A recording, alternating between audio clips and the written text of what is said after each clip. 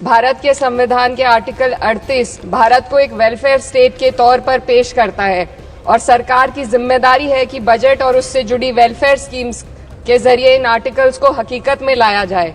इसलिए union budget सिर्फ एक आंकड़ों की किताब नहीं, बल्कि सरकार की प्राथमिकता और वेलफेयर स्टेट के संविधान से जुड़ी वफादारी का आईना है। सरकार की जिम्मेदारी है कि इकोनॉमिक पॉलिसीज, जिनमें बजट भी शामिल है, ऐसी बनाए जाए जो गैर बराबरी को कम कर सके और सबसे ज्यादा गरीब वर्ग को सहारा दे। बजट वो लाइफलाइन है जिससे शिक्षा, स्वास्थ्य, पेयजल, सोशल सिक्योरिटी, SC/ST माइनॉरिटी, गरीबों की भलाई के लिए स्कीमें चलाई जाती है।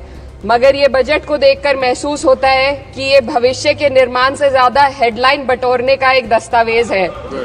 इससे सबसे ज्यादा प्रभावित होने वाली वही लोग पीछे छूट रहे हैं जिन्हें सरकार के सहारे की सबसे ज्यादा जरूरत थी। वो किसान जो बढ़ती लागत से परेशान हैं, वो नौजवान जो बेरोजगारी का सामना कर रहे हैं, और वो औरतें जो निजामती रुकावटों से जूझ रही हैं, और वो गरीब जो महंगाई के बोझ के तले दबे हुए हैं। This government is proudly marketing the income tax exemption of 12 lakhs. But the question is, how many Indians even earn that much to benefit from it? Only 2.2% of Indian population pays direct taxes, whereas no relief has been given in regards to indirect taxes, the burden of which falls on everyone, especially the poor and weaker section of the society. This clearly shows that this is not an inclusive budget. GST की ऊंची दरों ने आम आदमी की कमर तोड़ दी है। जरूरत इस बात की है कि खाद्य सामग्री, दवा, स्कूल की किताबें और जरूरत की चीजों पर टैक्स कम किया जाए। पेट्रोल, डीजल पर टैक्स कम करने की कोई कोशिश नहीं हुई, जिसका सीधा असर हर नागरिक पर पड़ता है। आर्टिकल 41 कहता है कि सरकार को ये कोशिश करनी चाहिए कि वो अपनी इकोनॉमिक हालात और रिसोर्सेज के हिसाब से लोगों को रोजगार दे। इस बजट ने बेरोजगारी दूर करने की दिशा में कोई ठोस उपाय नहीं दिया है। नई नौकरियों की बात तो छोड़िए, जो पहले से थी वो भी खत्म होती जा रही हैं। स्किल डेवलपमेंट प्रोग्राम के नाम पर करोड़ों खर्च किए जा रहे हैं, मगर सवाल ये है कि ट्रेनिंग लेने के बाद कितने नौजवानों को असल में नौकरी मिल रही है। सरकार के पास इसका भी कोई आंकड़ा नहीं है। सरकारी विभागों में लाखों पद खाली हैं, मगर भर्ती का कोई प्लान नहीं है। आर्टिकल 45, जिसके द्वारा सरकार की जिम्मेदारी है कि हर बच्चे को 6 साल की उम्र तक फ्री और जरूरी तालीम मिले ताकि उनका बुनियादी तालीमी डेवलपमेंट सही से हो सके, जिसको संसद ने शिक्षा का अधिकार अधिनियम बनाकर और भी मजबूती दी थी, परंतु इसकी जमीनी हालत क्या है वो किसी से छुपी नहीं है। नगरीय क्षेत्रों में सरकारी स्कूलों में शिक्षक न होने की वजह से स्कूल बंद हो रहे हैं तथा दूरस्थ ग्रामीण क्षेत्र के स्कूलों में टीचर ही नहीं पहुंच पा रहे हैं।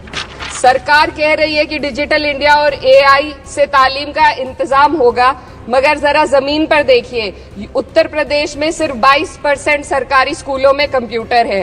मेरे संसदीय क्षेत्र कैराना में कई सरकारी स्कूल शिक्षक न होने की वजह से बंद हैं और मदरसा एजुकेशन के बजट में 57% की कटौती कर दी गई है।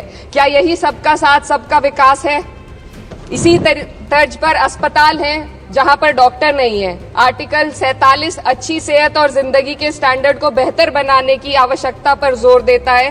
राज्य की जिम्मेदारी है कि लोगों की सेहत और उनके वेलबींग को बेहतर करने के लिए जरूरी कदम उठाए, लेकिन हकीकत यह है कि इस बजट का सिर्फ 2% ही आम जनता तक पहुंच पाता है।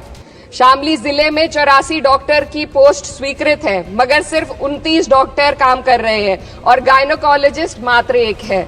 दवाइयों की कीमतें बढ़ती जा रही हैं, मगर गरीबों के लिए कोई राहत नहीं है। सरकार ने महिलाओं के लिए बजट बढ़ाने का दावा किया, मगर 81% इसका बजट सिर्फ पोषण योजनाओं में डाला गया है। महिलाओं के रोजगार, उनके इकोनॉमिक इंडिपेंडेंस और सुरक्षा के लिए कोई ठोस योजना नहीं बनाई है। बेटी बचाओ बेटी पढ़ाओ का बजट घटा दिया गया, जिससे साफ है कि ये सिर्फ नारेबाजी थी और कुछ नहीं।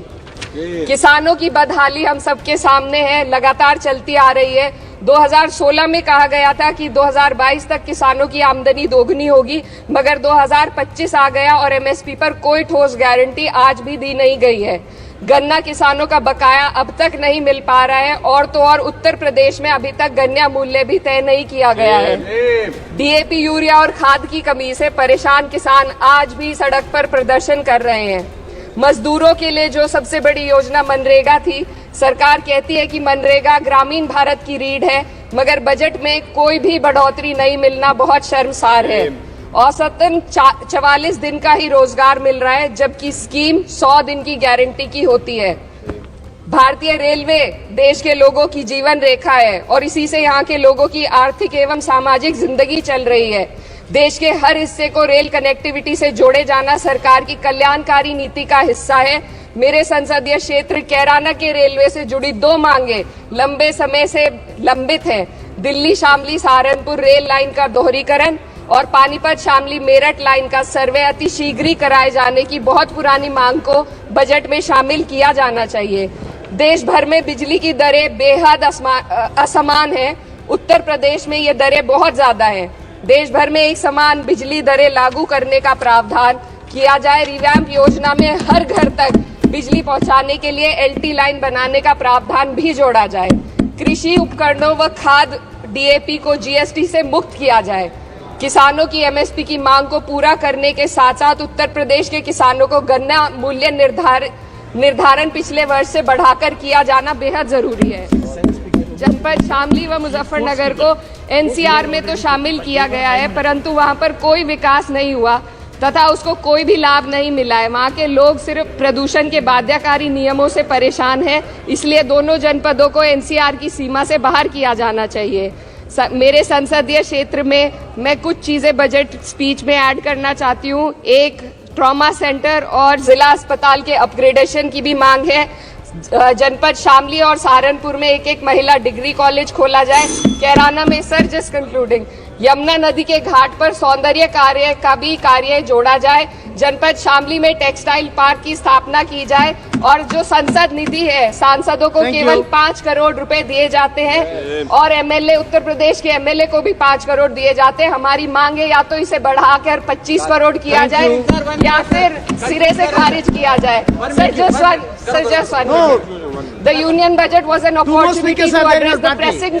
Sir, just 1 minute. Please, 2 more speakers are in your party. Sir, just concluding. Pressing concern of India's citizen, rising unemployment, soaring inflation, crumbling public services and deepening rural distress. Yet, instead of offering real solution, the government has focused on optics and half measures. While tax relief for the middle class is welcome, it does nothing for the millions who earn too little to benefit from it.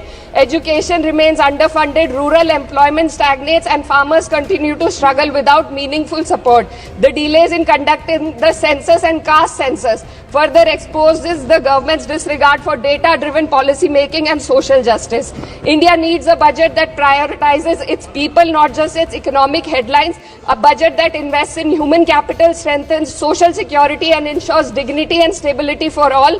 But what we have instead is another missed opportunity, one that fails the poor, the youth, the farmers and the women of this country. Budget प्रस्ताव पर अपने विरोध को मैं 2 पंक्तियों में आपके सामने रखना चाहूंगी।